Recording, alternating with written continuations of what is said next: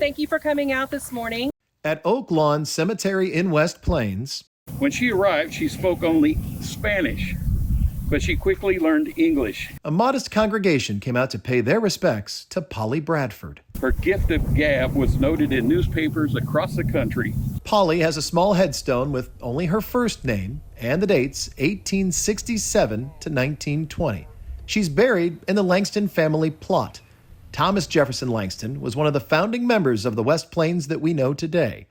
So why all the fuss over Polly, whose headstone is curiously not in line with the rest of the family? It was very interesting, something we've never forgotten and has been passed down through our family. Although the way that she ended up in West Plains was a little tragic. She came from Cuba through New Orleans to Marshfield. And it was there in 1880 the historic cyclone destroyed the town. It killed 100 people, 2 in Polly's family, including her father, Dr. Thomas Bradford. When she returned home, Polly took to crying out for her lost father and brother, lamenting, "Oh, Pa," or "Oh, Sidney."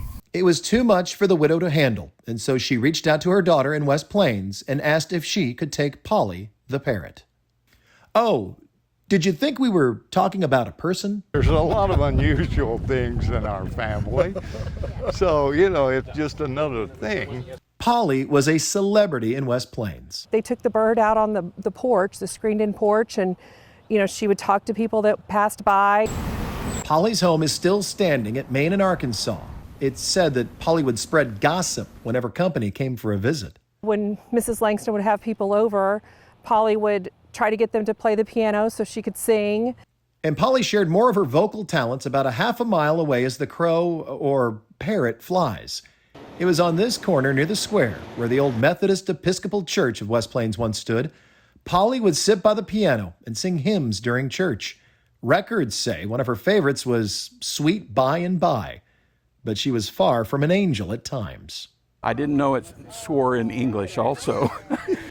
I think there's a little legend added to it, which makes, for good yarn. But with tales like this, the good people of West Plains knew they had to honor Polly in some way.